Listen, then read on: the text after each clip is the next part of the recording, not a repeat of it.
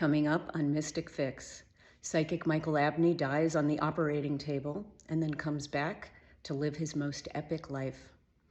Author Jack Preston King defends magical thinking, followed by tarot card readings by yours truly. Herman and I can't wait to see you. Stay tuned.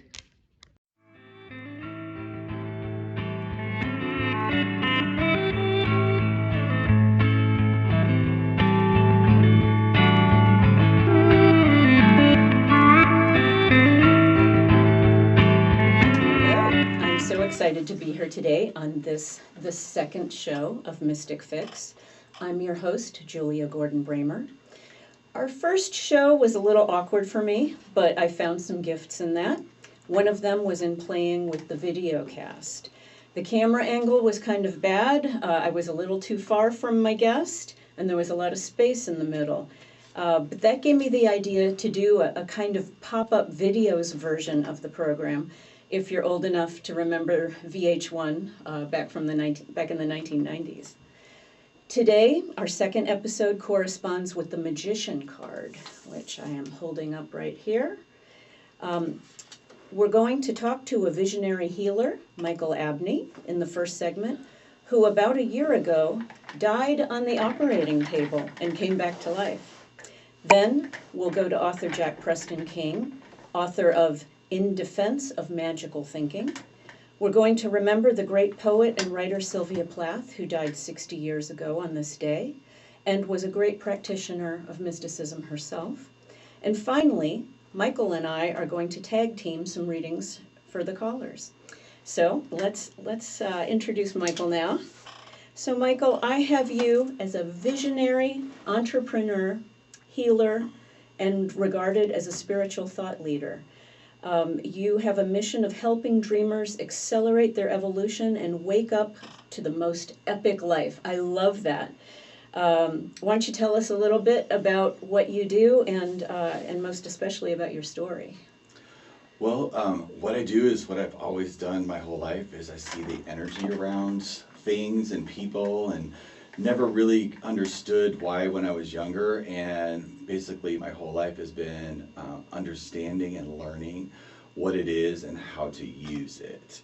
And you mentioned that I died on the operating table. I died, my heart stopped while I was having a procedure done, a colonoscopy, and when of which you'll probably never want to have again. Well, I trust the process. Okay. I trust that's what happened. Yeah. Like I had to let go of controlling things, and I always wanted to manage how I used my gifts. And after that time, or after that experience, at the beginning of 2021, I was like, okay, I get it. You got my attention, and because I asked a question like, guys, why did that happen? You know, I went in for a colonoscopy, and I woke up in the ER. Like that was. That was a foul. I didn't see that coming. They were like, we needed you to pierce the veil of death so that you could see how to finally live. Oh, wow. That was the message. And any memory of that time or no? Not like visual memories, but I definitely have feelings of like connecting to I was very close to my grandmother. So I definitely remember that connection or that feeling when I came back. I have right now, I have chills. Whew. So that said, the question that, well, basically what I did was I just surrendered to letting my guides guide my life. Yeah. And show me what was next. And it was just no longer an option for me to be like halfway in the world of the old world and halfway in the new world. It was like I had to fully transition into living my life from the inside out. And that's what I teach other people how to do, is how to live from the inside out, like not reaching outside of reaching outside yourself to manifest something, to create something, like anything that causes you to reach out, that you think the solution's on the outside of yourself, that all failed for me in a really big way. You're making me think of the old Hermetic thing, you know, as above, so below, as within, so without. Yeah. But I had to live it. Like Cool. there was no longer an option because I saw the energy patterns behind it. Like so many people have what's happening right now on the planet as a concept, and they think that they know it. But the reality is their lives suck.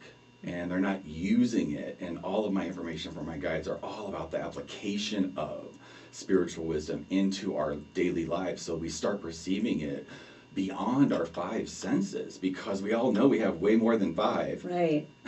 And that's kind of why I chose you as a guest for this week, in alignment with the magician card here, because he has all the tools on his table to make magic, and he is about manifesting in the world, but of course that comes from within, and he's number one. He's very new on the path. Him, this character. We might not be quite so new, but yeah. So I just thought you would be a good embodiment of that, and of the idea of manifesting, of visualization, of creation.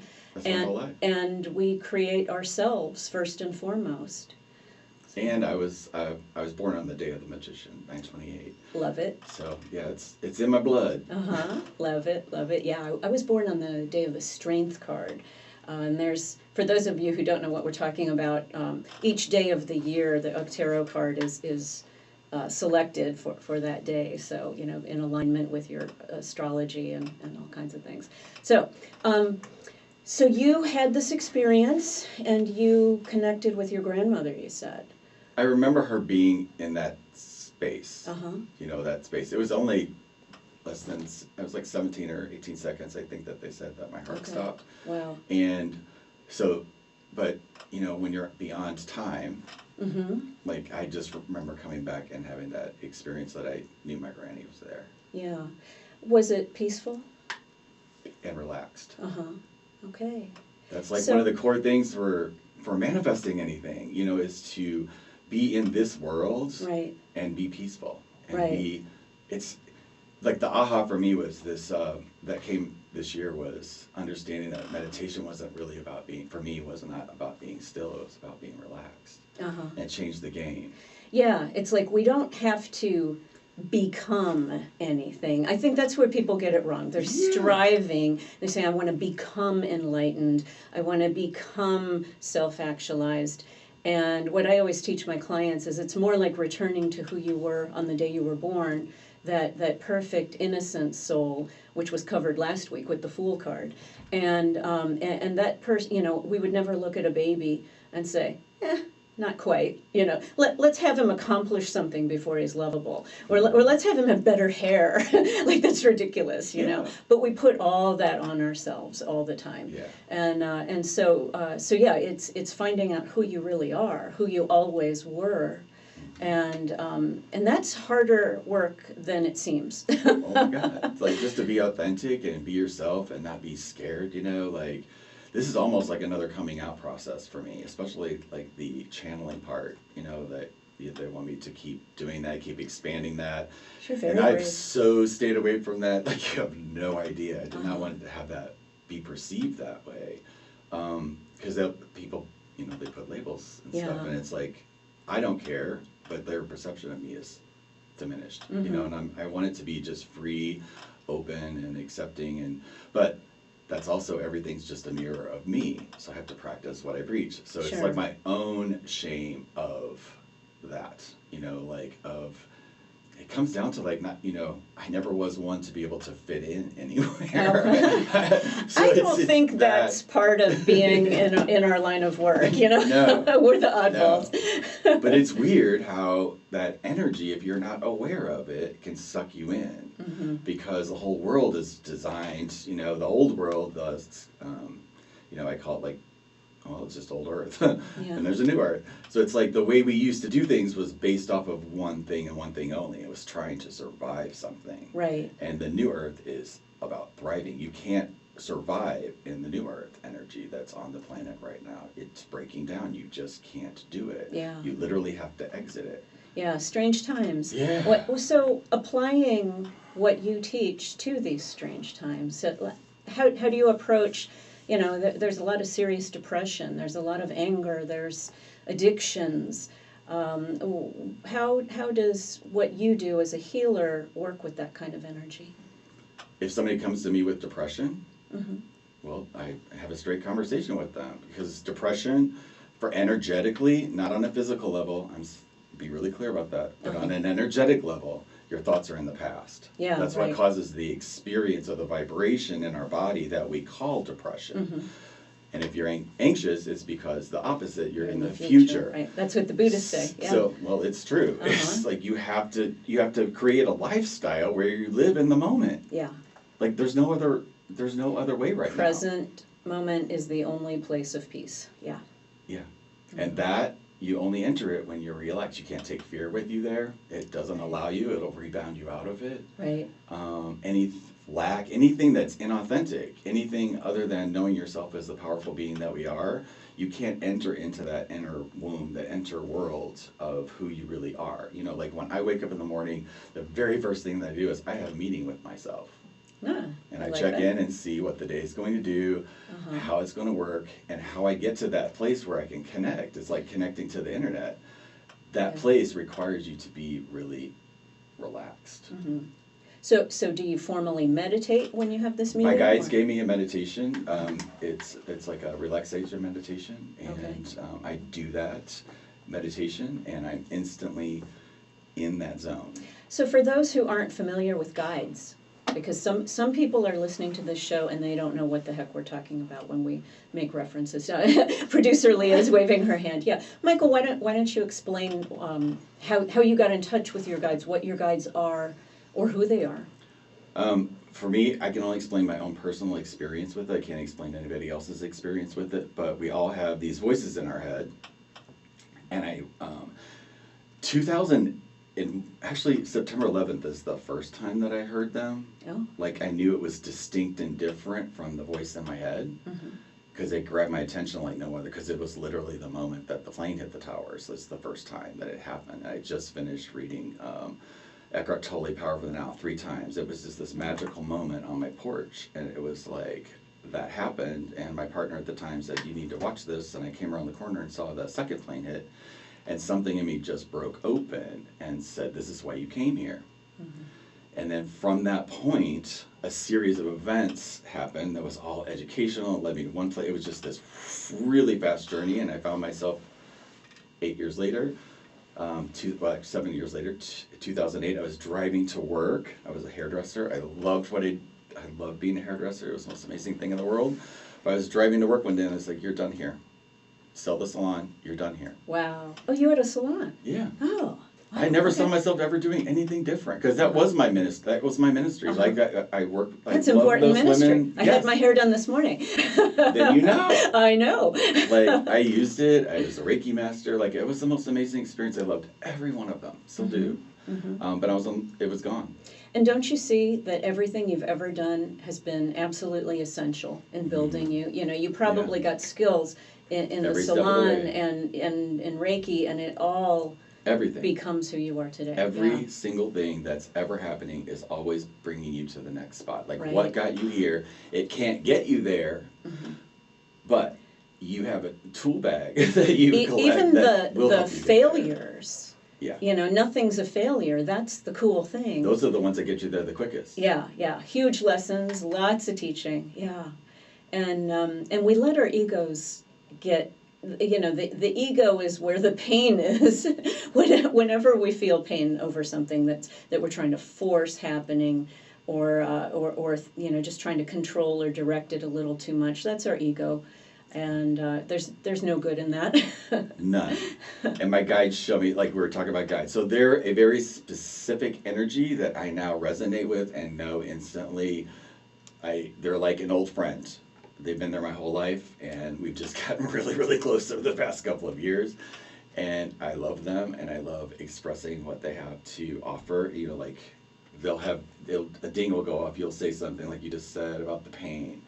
And then they'll always reference me to show me like pain is really just resistance. It's the physical, it's the vibration that's caused in our body when we resist something. Yeah. So energetically speaking. Sure. Not on a physical level, but on an energetic level. And then that's the way you heal, is because you deal with the root of it, not the external of it. Yeah. That's how healing happens. So I had guides before I knew I had guides. And I just called it my inner voice. And I didn't know, you know, I never quite gave it a name until I started doing the work Sylvia Plath and her work, and I would actually hear her voice direct me on occasion. There was one time, and I've written about this in my first book, where I was ready to give up. I had read something that really sort of upset me because it seemed honestly quite satanic. And I have this Episcopal church background, and I consider myself Christian-based, and I did not want any part of anything that dark. And I went to bed, and I heard Sylvia say to me, "Move through." And I heard it audibly. It was loud, and I was shocked, and I realized I was basically translating, I guess you could say, her poetry, showing the other meanings of her poems. And I had gotten stuck on this one that I realized was in alignment with the devil card. So of course it sounded satanic, right?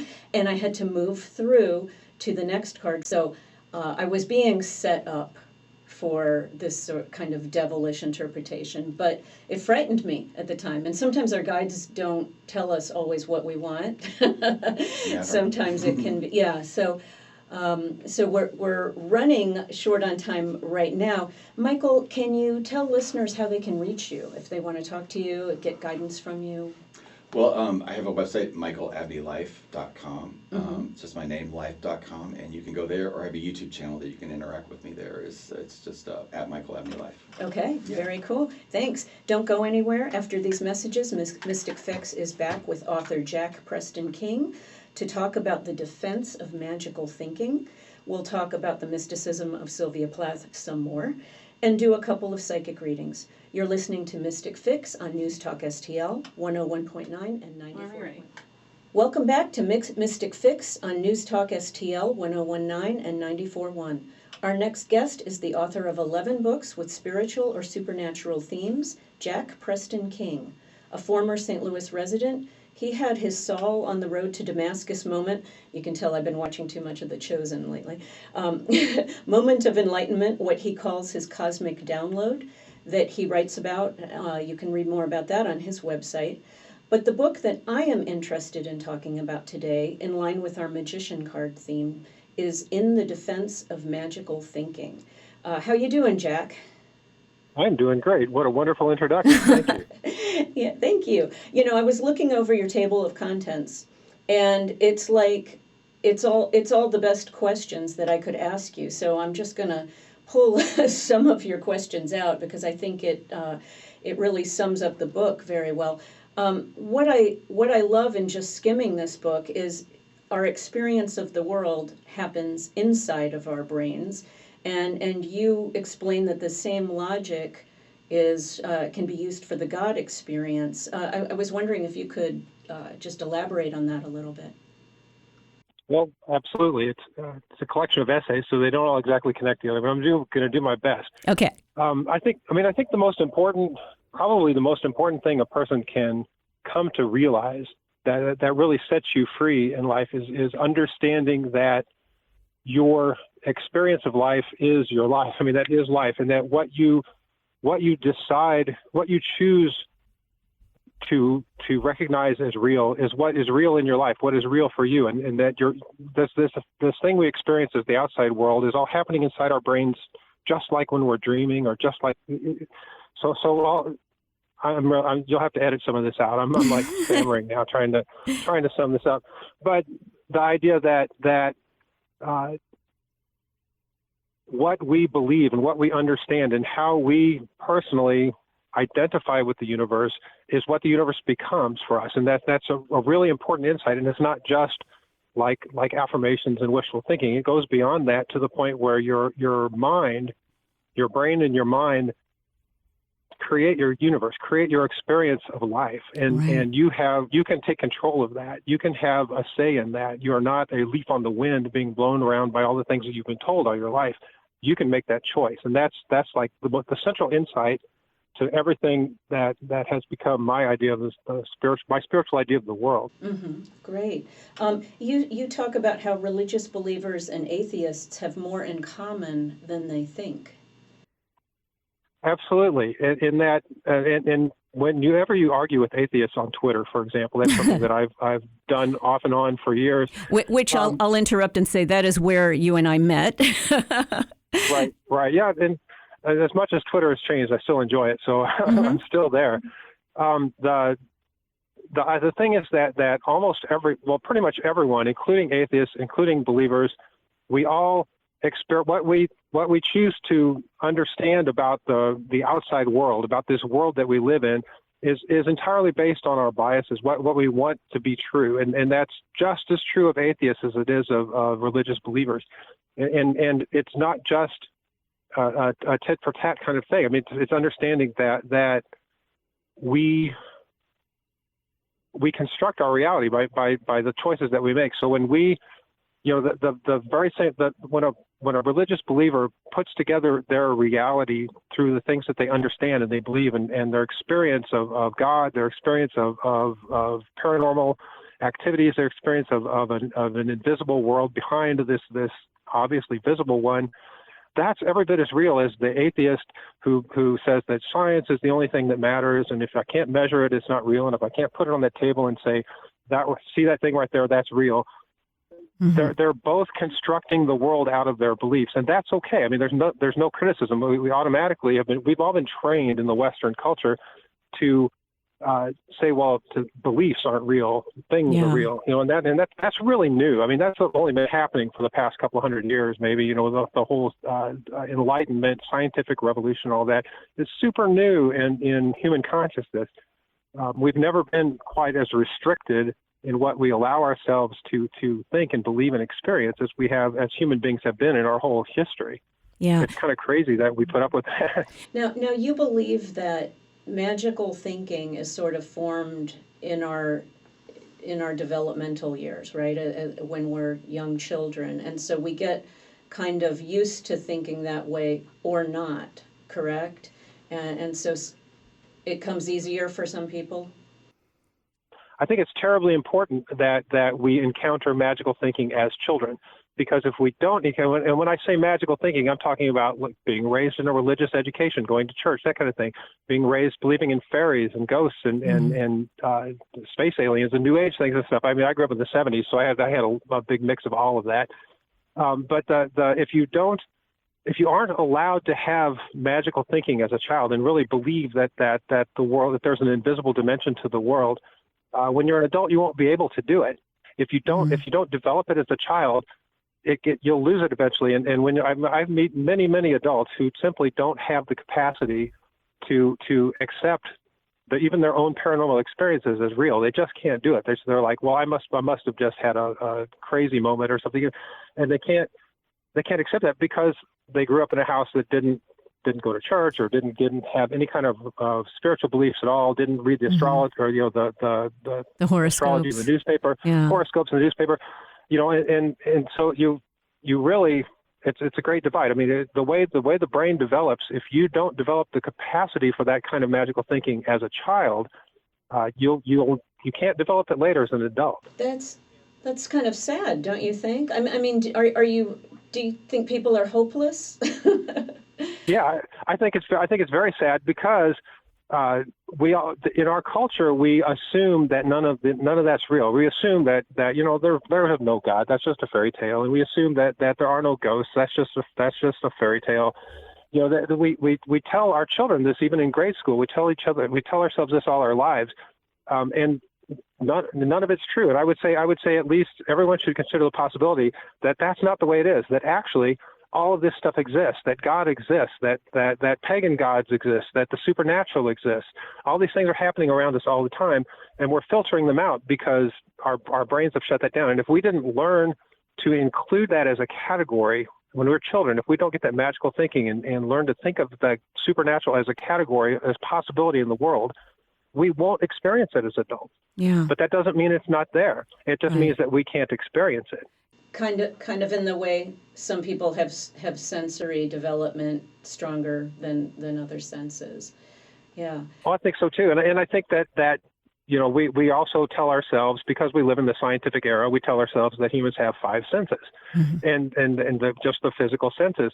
But if but anybody who's been in this world of the mystic fix for a while knows that there's more than five senses. And if you don't develop those to some extent as a child, when you're innocent enough to believe in them, you certainly won't later. And so, I think there's a lot of people, I would say most of the people I know in this community are somewhere in between. They had a strong imagination life as a child, and it got pushed out of them through schooling and all this jobs, all the things that happen to us in life.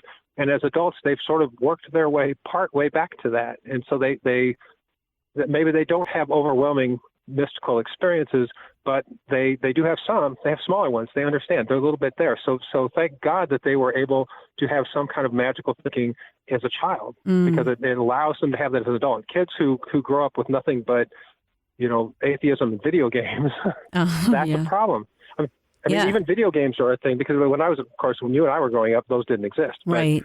But, the thing about video games, I was thinking about that today. It's the same thing. When children are playing all these video games, and video games are full of magic, and they're full of fantasy, and they're full of weird characters and strange places, and it seems like it would be a really good development for magical thinking.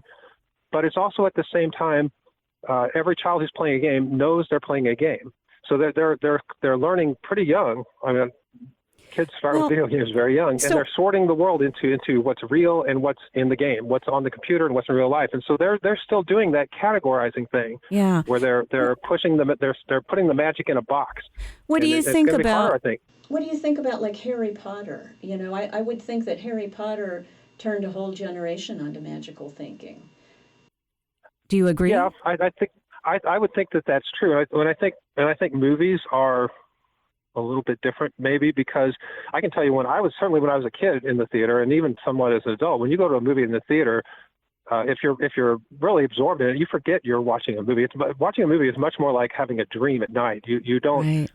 I very rarely will sit in a theater and think I'm sitting in a theater watching a movie. Instead, I get completely lost in the story. I get completely lost in the characters and everything that's going on, and let my emotions flow. And I'm a real advocate for movies. I love them, and it's a kind of a different experience, I think. And maybe I'm wrong. Maybe it's not a different experience from video games, but it seems to me that it was. But maybe that's because there were movies when I was a kid and there weren't video games when I was a kid. I don't know. I don't want to go with my own bias. So you think magical thinking is a key to spiritual development? How so? How are they alike? How are they different? Well, I think magical thinking is critical to spiritual development, because when you're an adult and you're talking about spiritual development, that's what you mean. You mean that's what we mean by the term spiritual development is having a conscious adult relationship with the invisible dimensions of reality, with the entities that live there, with the intelligences that can be contacted there, like God. That with the world that is full of magic, with the magic that can be done by a person.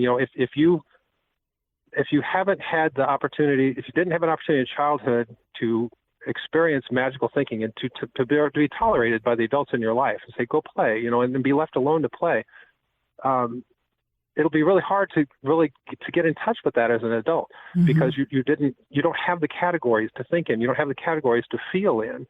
And that's all super important. I wish we could make that a requirement in our society, to say, leave the children alone from the ages of birth to about 11 years old.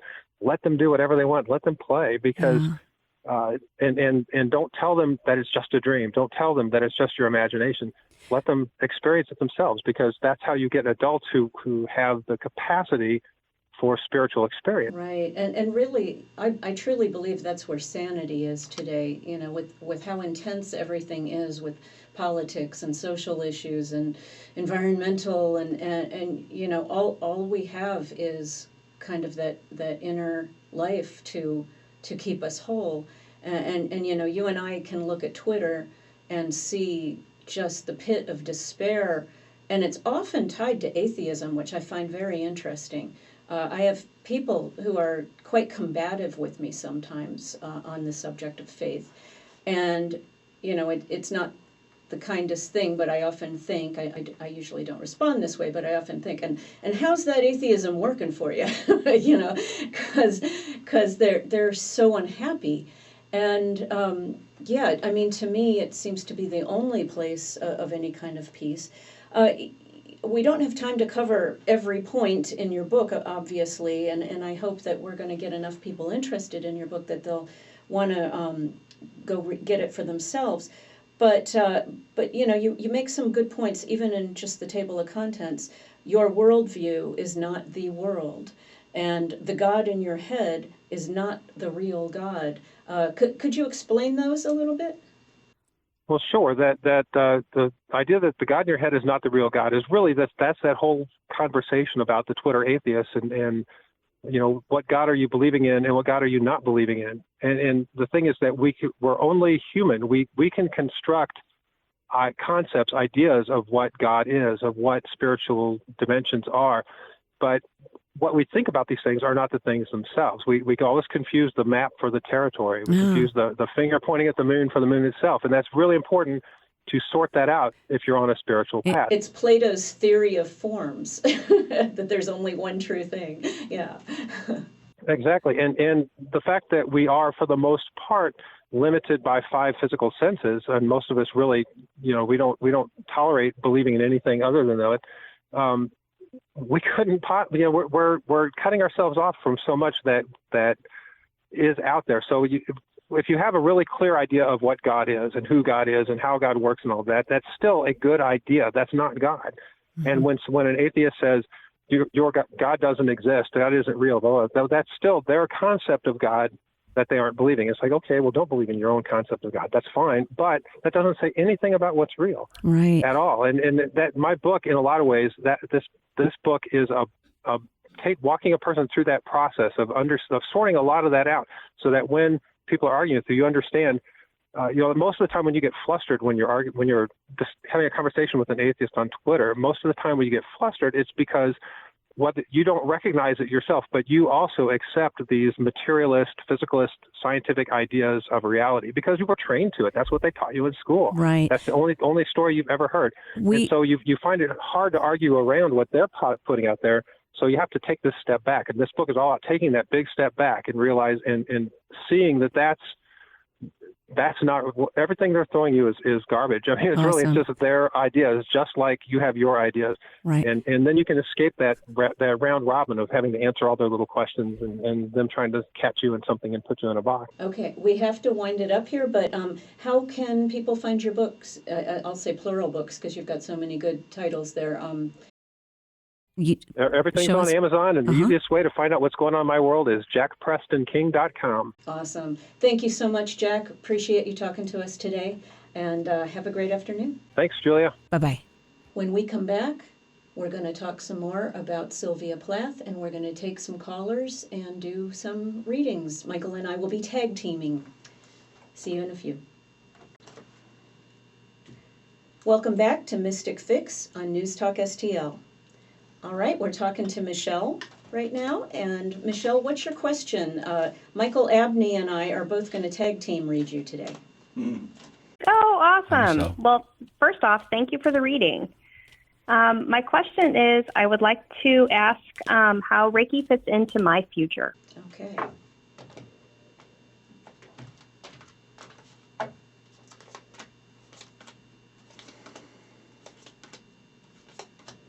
All right. So, Michael, do you feel drawn to go first, or should I? I think you should go first. All right. So I have pulled 2 kings for you, Michelle, the King of Wands and the King of Swords to start. I have 5 cards here total. And this tells me that you are well on your way, if not already there, to becoming a master. So King of Wands is about enthusiasm and fun and energy. And King of Swords is the application of that energy and the action. So that is pretty impressive. Your central card is the Death card, and that is not about anyone dying, of course. The Death card is a transformation card. It says the old life is behind you, and you're in a whole new life. So I do see Reiki taking you to an entirely different phase in your life, elevating you here. We also have the 7 of Cups, which I call our bucket list card. So it's about achieving some dreams, making some things happen. And Temperance in Reverse, which is a healing card. So I actually see you are already showing as an active healer. And I'm pretty impressed. It looks like your skills are sharp. Michael, you have anything to say? Well, as a Reiki Master too, when you get to that space, just know that Reiki is a door opener, and just really be open to it taking you in a lot of different places. And don't let the thought of being a Reiki Master or someone that gives Reiki be a stop for you or be limited. Just it is an open door to a lot of beautiful things in your life. And congratulations for taking it on. Awesome. Thank you so much, Michelle. Thank you very much. I appreciate it. Awesome. All right. Angela, what is your question? I am an author. I published my first book last summer. Congratulations. And I'm struggling to write book number 2. I have all these ideas in my head. I just am having a hard time getting them on paper. My goal was to publish my second book this coming summer, but at the rate I'm going, it's not going to happen. So my question is, what do I have to do to get this book number 2 going? Okay, let's take a look. And I neglected to tell you, I'm tag teaming today with psychic Michael Abney, so he's going to also offer his Ooh, impressions. nice. I like it. I read more of the energy around things. So what you've got the second book coming out. You're blocked in having the second book come out? I'm blocked, yes. I've got it started. I have a handful of chapters written. I'm just major writer's block, but it's been writer's block for several months. And I really just want to remove that block and get it going and get book number 2 published. And how do I do it? Do you meditate I do. in the morning? At night, typically before bed. Do it first thing in the morning. And the block is that you're resisting being right where you're at. That's the biggest block that I sense for you. Like the little resistance to accepting that you have writer's block will release it. Like just be okay with not writing another book, and then the other book will come. And I'll just add, in looking at your tarot cards, so we start with the 7 of Swords, which is about being in the right place at the right time. And I think you should be more in flow than force. So I would say wait. Your Ace of Swords it is going to come. It is going to start. And I think when it does start, you've got a 10 of Pentacles. So I see it just pouring all over you. But you might just not be in the right place, or you might have to experience something or have some feelings first before you're totally ready. So we've also got a 9 of Pentacles in reverse, which is showing me that you're looking at this like there's a little bit of a sacrifice. And so I might say your energy's just a little bit wrong. Like you don't sacrifice your time for your book. You don't force yourself to write the book. You receive the book and you get excited about this beautiful child that you're creating, basically. So it's happening, but maybe not on the timetable that you want. Okay? Right. So thank you so much. Thank you. I really appreciate it. You bet. Take care. Hey, That was fun. I know. 60 years ago today, the poet and writer Sylvia Plath died by suicide in her London apartment. Most people know she fought depression and at least one failed suicide attempt before she was successful. I've spent the last 20 years of my life as a scholar of Plath, first discovering her link to the tarot. To date, I've published 3 books on Sylvia Plath, with another, The Magician's Girl, The History and Mysticism of Sylvia Plath and Ted Hughes. I'm holding a picture up for our video cast here, coming out in 2024 with Inner Traditions. I owe so much to Plath, as a writer, as a reader, and as a mystic. Her work introduced me to Kabbalah, alchemy, expanded my interest in astrology, astronomy, numerology, mythology, the arts and the humanities, and history.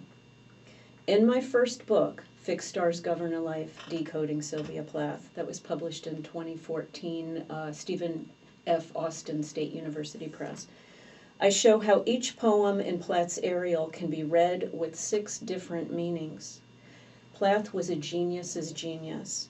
That book is out of print, but I've done studies on two of her most famous poems, Daddy and Lady Lazarus, which have their own short books that I've put out, and more are coming. Look for my books on Amazon or write me at julia@mysticfix.com for information on how to get a PDF of the first book, which is now out of print. Oh, and just a fun little aside, a woman from Iran wrote me recently searching for that book. And she said, I can't find it anywhere, and it's very difficult. And, she just alluded to how hard it was being a woman in Iran right now and not being allowed to read. It's kind of a covert thing to be educated. And so, of course, I wasn't going to charge her, and I sent her the PDF. And I got a lovely letter from her husband, who wrote on her behalf, and I put it up on my Facebook. But was very touched that Sylvia was one of the first literary feminists, and she's still doing the work. And so I thought that was pretty cool. So if you'd like to meet me in person to get a tarot card reading, and if you'd like to party for Mardi Gras, stop into the Masquerade Ball of the Two Well-Known Gentlemen. This is Saturday, February 25th at the Old Bush Brewery in Washington, Missouri. Admission is just $20 for a drink, a slice of king cake, music, and fun. We had a few minutes after our tarot card readings, and so producer Leah decided to turn the tables and ask me a few questions. Well, this psychic thing is very new to me because I grew up in the church, so technically stuff like this is not I grew up in a supposed to. Pentecostal church. Yeah, I'm Lutheran, so technically this kind of stuff That is was mild. frowned upon. Mm-hmm. So I've always been hesitant. In my Episcopal church, they spoke in tongues, and they were really charismatic. So I think I did, referring to what our author interview, when he was saying about when you're young and you get influenced. I definitely had that early kind of spiritual, beyond the traditional kind of influence. But yeah, there's a lot of people who think it's evil. And there's so much Bible in here, you would not believe it. Really? There's all kinds of biblical connotations, and I'm always, with my churchy background, I'm always there's so much wisdom in the Bible, so I share that all the time. So I usually surprise people because they think I'm going to be all hocus pocus, calling spirits and demonic, and then I'm talking about God or something, STL 1019 and 94.1.